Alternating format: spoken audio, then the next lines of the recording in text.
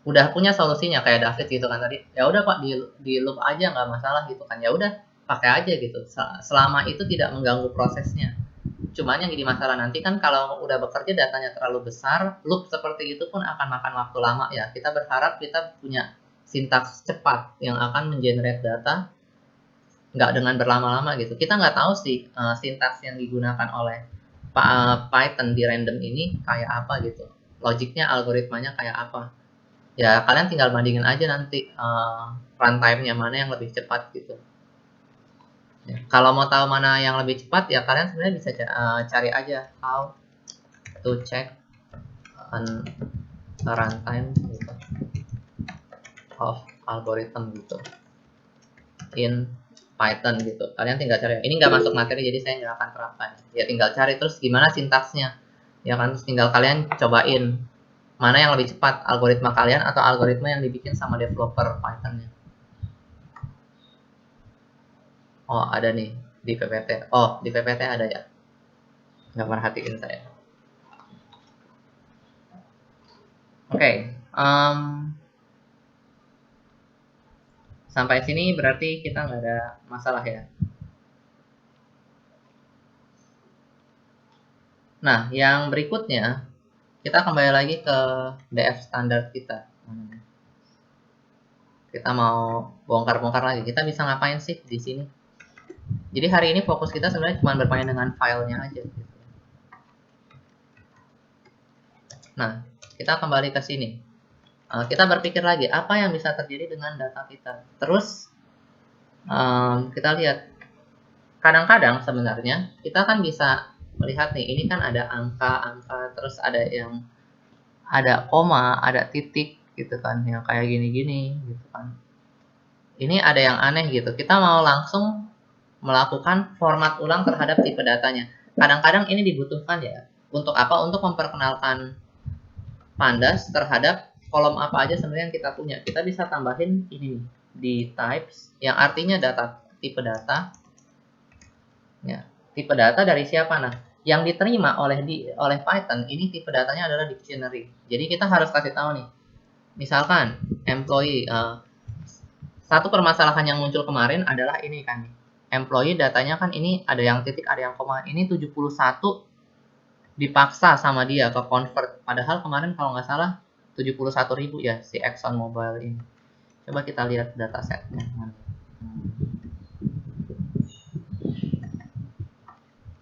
Kita lihat nih top companies 2 itu employee. Oh ini benar-benar 71. Ada datanya yang emang hilang ya. Ya kan. 20,5 gitu kan. Nah, misalkan kita udah tahu nih di dalam, misalkan asumsikan ini sebenarnya benar ya. Ini misalkan 81.000 nih, kita bikin kayak gini. Wah, di Excel-nya aja di jelekin datanya. Coba di Excel misalkan bentuknya kayak gini. Formatnya kita bikin jadi teks aja supaya dia bisa terima yang kita inginkan. Nah, ini kan kita 81.000 nih. Nah, coba kita lihat. Kalau kita tulis kayak gini yang terjadi di Python apa nih? Ini kita jalankan. Ini saya buang dulu aja. DF-nya biasa. Oh, ini 81.000 karena teksnya. Nah, jadi dari sini, dengan melakukan percobaan seperti ini, kita tahu ya satu hal bahwa, oh, sebenarnya Pandas itu udah cukup pintar untuk apa? Untuk mengambil data sesuai dengan tipenya. Tadi kan di sini, aslinya kan dia angka yang ada di dalam. Tapi di sini teks secara otomatis akan di-convert jadi string ke sini oleh si Python-nya. Ya. Karena dia kayak bisa ngecek tipe data dari CSV yang kita masukkan tuh di cell itu tipe datanya apa. Nah, kita bisa menambahkan kayak gini. Misalkan kita punya data di dalam sini nih. Misalkan data di dalam employees ini bercampur-campur. Ada yang pakai titik, ada yang pakai koma. Terus kita takutnya datanya ada yang rusak nih gara-gara itu. Nah, kita bisa kenalin tipe data apa dia. Kita bisa kasih ini nih, str, artinya string.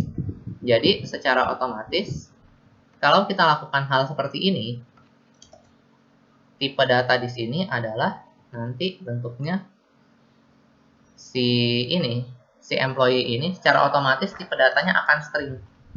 Ya, jadi bukan tipe data integer atau apapun gitu. Nah, itu juga bisa kita lakukan nih, kayak misalkan rank nih. Rank tipe datanya kita mau kasih tahu ini tipe datanya integer gitu. Walaupun sebenarnya secara otomatis kadang-kadang kalau tipe datanya udah bener, Python bisa tahu nih ininya dia nih, kayak ini kan. Nah, ini hal yang bisa kita baca juga nih, kayak rank itu adalah integer. Kalau yang disebutkan non-null object di sini, ini biasanya adalah tipe data yang sebenarnya Python sulit menentukan nih, yang di bawah ini. Entah ini tipenya dalamnya ada string, ada float, dan sebagainya.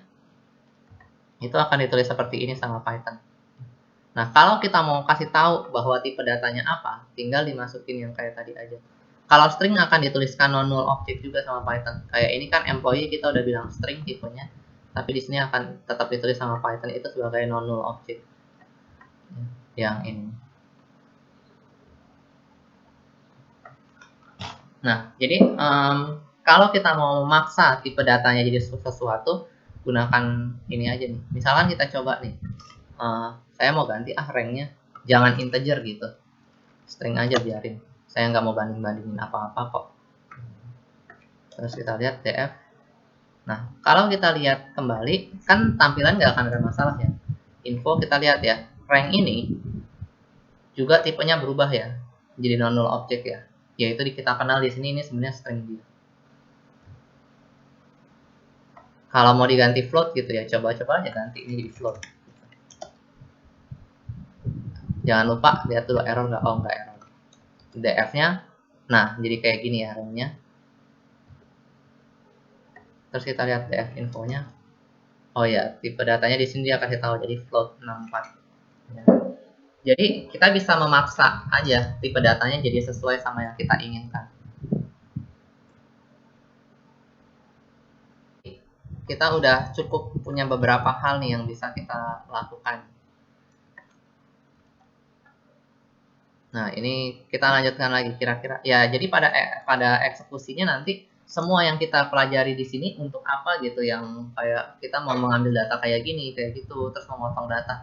Ya, pada faktanya nanti ya untuk benar-benar dieksekusi ketika mau mengambil data yang sesuai keinginan. Kayak kan kadang-kadang kita punya data nih banyak banget gitu kan. Bagaimana cara kita melakukan penelitian secara statistika gitu? Kita kan bukan bekerja terhadap populasinya ya. Malah kadang-kadang kan contohnya kalau kalian mau bekerja memprediksi gitu data tentang penjualan gitu kan. Setiap jam kan misalkan tokonya ramai banget, setiap jam ada penjualan gitu kan. Terus penjualan dengan sistem yang berbeda-beda gitu kan, barang yang berbeda-beda, jenis barang yang berbeda gitu kan, pelanggan yang berbeda. Kalian punya data tuh lengkap banget tuh. Sampai data dalam 1 bulan aja mungkin kalian punya 20 juta data karena 20 juta kali penjualan terjadi. Mungkin nggak ya? Mungkin aja kan ya kalau toko besar banget gitu. Kayak misalkan ada yang punya supermarket besar, ya kan, mungkin aja kan dalam sebulan terjadi 20 juta kali pembelian ya kan. Nah, kalau komputernya kuat gitu ya, dalam tanda kutip, kalau komputernya kuat atau pakai superkomputer gitu, 20 juta mah kecil gitu datanya, eksekusi aja pakai data populasi gitu. Ya boleh-boleh aja sih, karena semakin banyak datanya kan semakin mendekati aslinya kan, prediksi kita akan semakin tepat gitu.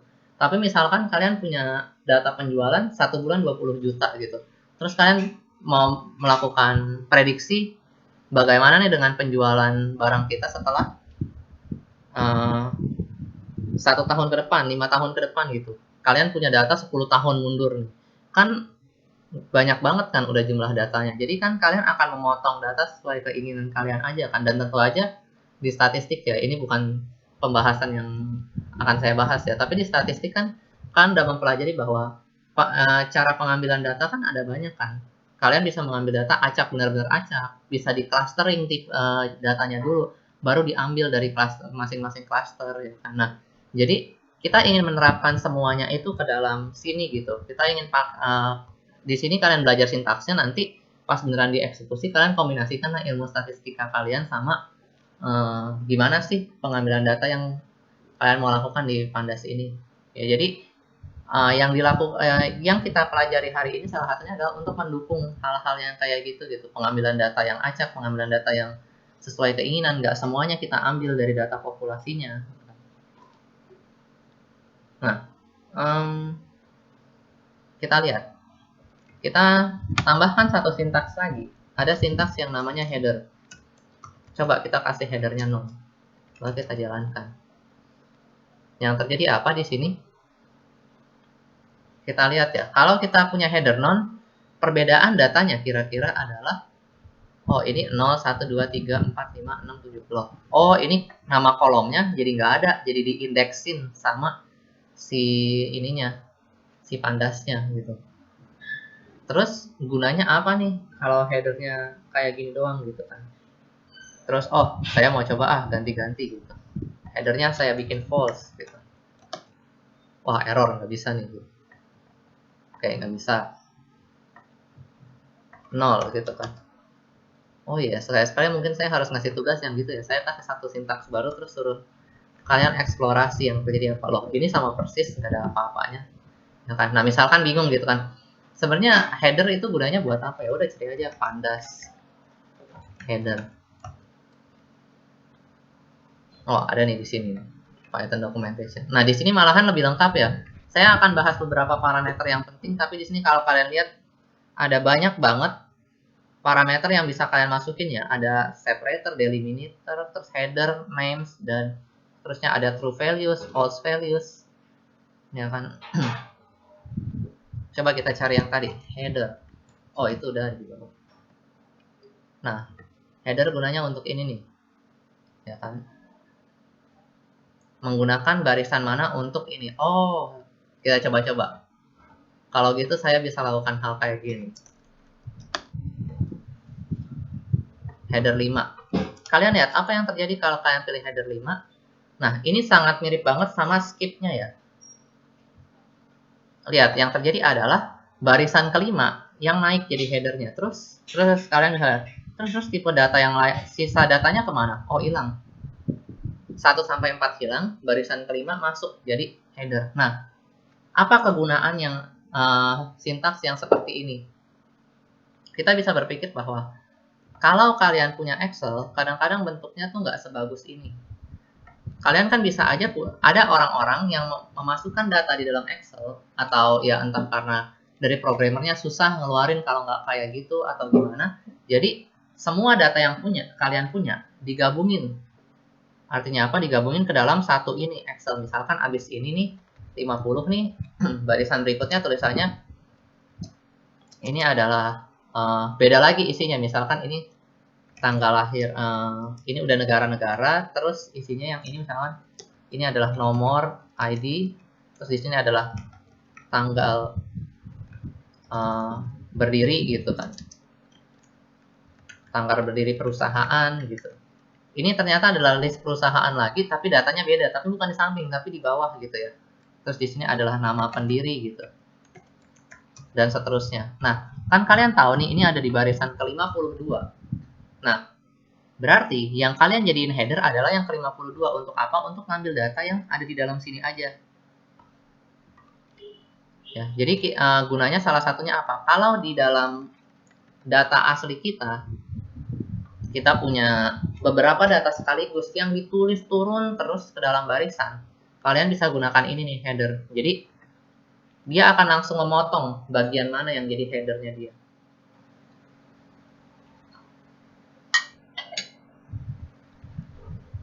Tentu aja kita bisa berpikir yang aneh-aneh ya. Kalau gitu saya mau giniin. 135. Yang keluar apa gitu.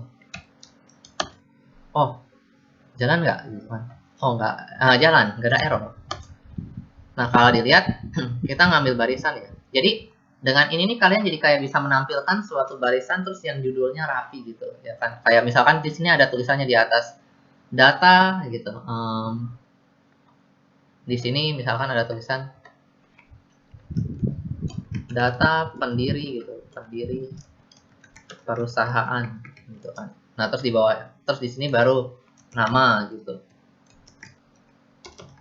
Terus perusahaan yang didirikan.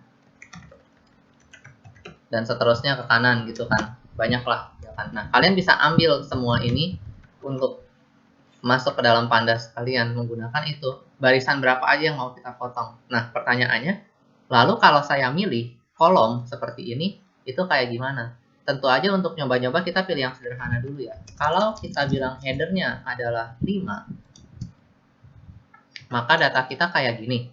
Coba kita mengambil untuk kolom ini aja nih, kolom industrinya yang aslinya kita tahu ya. Berarti gimana caranya? Tentu aja kayaknya diginiin ya, electricity. Nah, keambil ya. Oh, oke. Berarti ini caranya sama persis nih ya untuk yang ini. Nah, tapi sekarang gimana kalau datanya kita potong jadi berbeda? Jadi gini. 1 kayak tadi 3, 5. Apakah kita bisa mengambil sesuai kayak yang dulu nih? Berarti oke, coba ini kan headernya ada tulisan retail. Bisa nggak ya kalau saya ambil DF retail gitu? Nah, terambil ya. Tapi mulainya dari sini ya, ada oil and gas-nya, tulisan ini terambil juga ya. Oh, bagaimana kalau saya ngambil DF electricity gitu? Electricity. Saya nggak typo kan di sini. Dia bilang apa di sini? Electricity key error nih, dia nggak tahu nih. Coba kita lihat ke atas. Electricity atau elektronik? Electricity kan. Coba kita copy yang sama persis gitu kan. Siapa tahu ada kesalahan.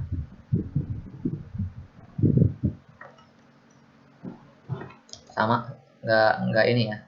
Nah, berarti gimana cara mengaksesnya ya? Berarti salah satunya yang kita tahu sekarang, satu-satunya cara mengaksesnya adalah mengambil dari barisan yang paling atas di headernya ya. Oh, ada saran nih. Error kali kolomnya. Ya, benar Fit. Kolom ininya error ya, electricity-nya ya. Nah, ini hal yang kan jadi membingungkan ya sebenarnya ya. Jadi ini bagus untuk tampilan, tapi kalau misalkan kita mau mengeksekusi, kita lihat ternyata oil and gas dan ininya terambil semua nih dari atas-atasnya. Oke, jadi untuk header kayak gitu tuh. Berarti untuk apa sih tadi gunanya ya? Untuk itu kalau kita udah punya berapa baris, terus ada sebaris di tengah-tengah yang jadi header baru, ya udah kita ngambil dari barisan ke sananya aja. Maka dari data dari barisan itu ke bawah yang akan terambil di data kita. Ya berarti ya kita bisa mengkombinasikan ini ya. Seandainya kita punya data yang benar-benar kayak tadi nih. Di sini misalnya kita lihat kita punya data ini rank, name dan seterusnya kanan. Lalu kita nanti di bawah kita punya data lagi nih, misalkan yang tadi nama perusahaan, nama berdirinya, kita bisa kombinasikannya. Kita bisa bikin 2 buah data frame. Data frame pertama yang khusus mengambil dari sini sampai ke sini, lalu bikin data frame 2, DF2 yang ngambil dari kolom bawahnya sampai ke bawahnya lagi berapa kolom gitu. Dan ya udah kalau kita punya 10 tabel di dalam sini, di dalam satu Excel dan satu sheet yang sama, kita bisa ambil turun ke bawah aja terus berapa banyak yang kita mau. Dipotong-potong aja menggunakan kombinasi dari sintaks-sintaks yang tadi.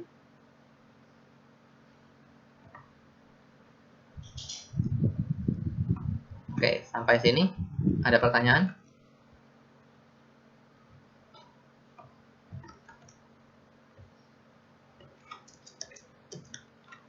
Nggak ada. Semua parameter yang tadi tentu bisa kita gabungin ya. Semuanya kita terapkan di dalam data kita.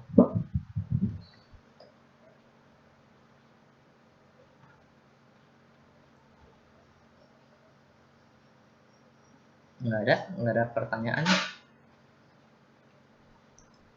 Nah, kalau nggak ada, satu tambahan yang menarik di sini, kita lihat tipe data yang kita punya bertambah 1 ya, yaitu di sini di kolom yang paling terakhir, kolom namanya apa nih tadi, date kalau nggak salah. Kita punya kolom date tambahan. Nah, kalau kita cek kembali dari infonya, date info, kita punya bahwa ini si date ini masuk ke non null object. Nah, pandas akan mempermudah kita bekerja. Nanti kita akan bahas tipe data date lagi ya di belakang, tapi saat ini cuman kita mau tahu gimana cara mengambil tipe data yang date. Ya. Nah, kita bisa ngambil seperti ini ya, df parse date, terus ininya adalah nama kolomnya, siapa yang merupakan kolom tanggal, karena kan kadang-kadang kita bisa punya lebih dari satu kolom tanggal. Misal kalau di apa ya, jadwal gitu, kita punya suatu data yang isinya jadwal, kita kan bisa melihat ya, ada kalau misalkan jadwal bioskop gitu, kita punya data tentang jadwal bioskop, ada tuh kan jam mulai sama jam selesainya gitu kan. Nah, di kolom itu kan kita bisa tahu bahwa di tabel itu punya dua kolom yang isinya tanggal. Jadi di sini makanya bisa diisi dengan list untuk ngambil kolom tanggalnya yang mana aja. Kalau ini kita isi satu doang ya, karena cuma ada satu yang tipenya tanggal. Kalau kita lihat di sini akan tetap dianggap sama dia sebagai non-null object, tapi Python tahu nih bahwa tipe data yang terakhir ini adalah tipe data tanggal. Gunanya apa? Sama kayak yang dulu-dulu kita pernah belajar tipe data tanggal kan ya di akhir-akhir di semester lalu, bahwa ada sintaks-sintaks yang kita bisa gunakan bahwa gimana cara menghitung hari ini sama tanggal yang ada di sini gitu. Udah berapa hari jaraknya, udah berapa tahun jaraknya. Kadang-kadang kan kita akan mungkin membutuhkan hal yang seperti itu ya, ngurangin tanggal dan sebagainya. Jadi seperti itu tuh.